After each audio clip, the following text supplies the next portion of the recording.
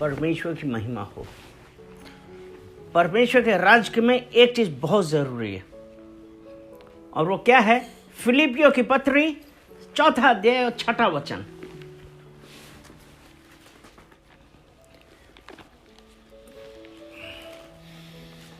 B anxious for nothing. किसी भी बात की चिंता मत। हाँ, किसी भी बात की चिंता मत करो, किसी भी बात की चिंता मत करो, परंतु हर एक बात में तुम्हारे निवेदन तुम्हारे निवेदन, प्रार्थना और विनती के द्वारा हैं? धन्यवाद के क्या साथ, विनती के क्या? विनती के द्वारा, हाँ, विनती के द्वारा धन्यवाद के साथ परमेश्वर के सम्मुख उपस्थित किए जाए। अब अगर हम हर बात की चिंता करते रहेंगे तो क्या हम परमेश्वर के सम्मुख आ पाएंगे? नहीं। हमारा क्या है कि हम अपनी चिंताओं में पड़े हैं। इसलिए परमेश्वर का वचन यहां पे साफ साफ कहते हैं, बी एंग्शियस फॉर नथिंग। एक हम लोग सुनते थे ना कि शैतान, जल्दी का काम किसका है? शैतान का है। कि जल्दी जल्दी कर रहे हैं, मतलब शैतान का। ये कहावत थी, बचपन में बहुत सुनते थे, जल्दी का काम शैतान का। तो यहां परमेश्वर कहता है कि बी एंग्शियस फॉर नथिंग। किसी बात में जल्दबाजी नहीं करनी चाहिए। जब हम जल्दबाजी करते हैं, यानी कि हमारा जल्दबाजी कौन करता है? शैतान। और जब वो होता है तो हम परमेश्वर से, फिर हमारी कोई आप विनती सुनी जाएगी? नहीं सुनी जाएगी। परमेश्वर कहते हैं, इसीलिए प्रार्थना और विनती इन सब के साथ परमेश्वर के सम्मुख तब आओ, परमेश्वर सुनेगा। बी एंग्शियस फॉर नथिंग, है ना? और उसका 5वां वचन क्या है? तुम्हारी कोमलता सब मनुष्य के पर प्रकट हो। तुम्हारी कोमलता सब मनुष्यों पे प्रकट हो। अगर हम एंग्शियस हुए, जल्दबाजी वाले हुए, तो हमारी कोमलता तो कुछ नहीं। वो कहेगा ये हड़बड़ाहट वाला है, मतलब ही इज नॉट फिट। जल्दबाजी है तो हम लोग परमेश्वर के राज के लिए फिट नहीं है, क्योंकि God is a God of patience. परमेश्वर हमारे धैर्य की परीक्षा लेता है। परमेश्वर क्या करता है? हमारे धैर्य की परीक्षा लेता है। इसीलिए परमेश्वर क्या चाहता है? क्योंकि अगर हम इब्रानियन 11 उसका 1 वचन पढ़ते हैं तो उसमें क्या है कि विश्वास आशा की हुई वस्तुओं का निश्चय और अनदेखी वस्तुओं का प्रमाण है। हमारा विश्वास यानी कि हम धैर्य रखें। यहां पे है ना कि अनदेखी वस्तुओं का प्रमाण है। अभी हुआ नहीं है, लेकिन हमको विश्वास है। फेथ इज विश्वास आशा की हुई वस्तुओं का निश्चय, यानी कि हमने आशा करी थी और अब हमको निश्चय भी हो गया कि वो हो गया। विश्वास आशा की हुई वस्तुओं का निश्चय और अनदेखी, क्योंकि अगर देख लिया तो हमारा विश्वास कहां है? तो इसलिए जब हम उस परमेश्वर के पास धैर्य रख के आते हैं, और वो जो परमेश्वर हमारा हृदय देखता है उसके ही अनुसार प्रत्येक जन को उसका फल देता है। सबसे बड़ी जरूरत इस वक्त हमारे लिए क्या है कि जब हम परमेश्वर के पास आए, हम दीन होके आए, पूरे विश्वास से आए, हम ये डाउट ना करें कि होगा कि नहीं होगा। अब अगर हम पहला थेसलोनियन 5वां अध्याय और उसका 17 वचन, पहला थेसलोनी को 5 उसका 17, निरंतर प्रार्थना पे लगे रहो। यानी कि जब हम, परमेश्वर ने कहा ना बी एंग्शियस फॉर नथिंग, किसी बात पर जल्दबाजी नहीं करना, वरन हमारी प्रत्येक चीज प्रार्थना के द्वारा परमेश्वर के सम्मुख प्रस्तुत की जाए। हालेलुया। जब हम वैसे प्रस्तुत करेंगे, परमेश्वर अकॉर्डिंगली हमको हमारी बात का फल देगा। क्योंकि जब हम ये पढ़ रहे हैं ना कि बी एंशियस फॉर नथिंग, ये जल्दबाजी परमेश्वर के राज के लिए नहीं। हमारा भरोसा किस पे है?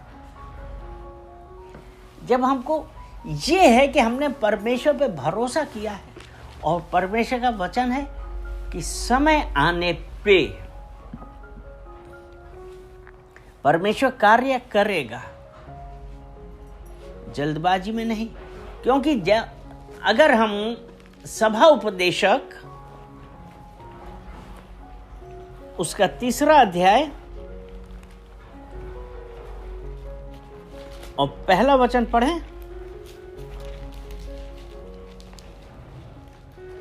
हर एक बात का एक अवसर, हर एक बात का एक अवसर और प्रत्येक काम का जो आकाश के नीचे होता है एक समय। एक समय है।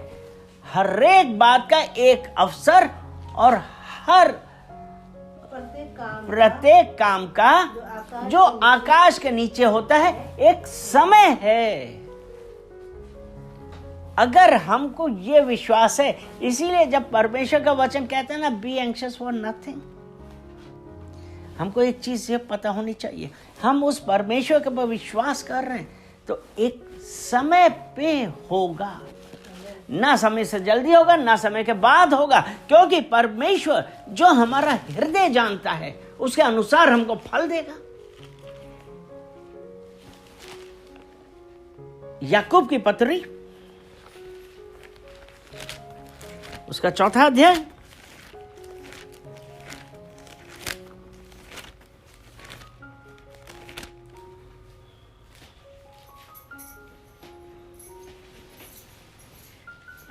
क्योंकि अगर हम जल्दबाजी में करते तो हम क्या करते हैं, लेकिन परमेश्वर ने कहा कि हर एक बात जो आकाश के नीचे होती है उसका एक समय होता है, लेकिन अगर हम उस समय से अलग होते हैं तो क्या है। याकूब की पत्री 4 अध्याय उसका 2 वचन, नहीं पहले वचन से पढ़ते हैं। तुम में लड़ाइयां और झगड़े कहाँ से आ गए? और झगड़े कहाँ से आ गए? क्या उन सुख विलासों से नहीं? क्या उन सुख विलासों से नहीं जो तुम्हारे अंगों में लड़ते भिड़ते हैं? जो तुम्हारे अंगों में लड़ते भिड़ते हैं। हाँ नहीं तो यानी कि अब हमको जल्दबाजी है, ये जो हमारी एंजाइटी है, हम बहुत एंग्शियस हैं, तो उसके लिए क्या है कि तुम उस एंजाइटी में ये बोलते हैं ना कि ये लड़ाई झगड़े कहां से आ गए? क्या वहां से नहीं कि ये फिर से पढ़ लेंगे। तुम में लड़ाइयां झगड़े कहां से आ गए? तुम में लड़ाइयां झगड़े कहां से आ गए? क्या उन सुख विलासों से नहीं? क्या, हाँ क्या चीज है? सुख विलास। अगर हम परमेश्वर का इंतजार करते रहे, पता नहीं कब आएगा सुख विलास, तो उसके लिए क्या है? अब उन सुख विलासों के लिए क्या? लड़ाइयां झगड़े कहां से आ गए? उन सुख विलासों से जो तुम्हारे अंगों में लड़ते भिड़ते हैं। तुम्हारे अंगों में लड़ते भिड़ते हैं।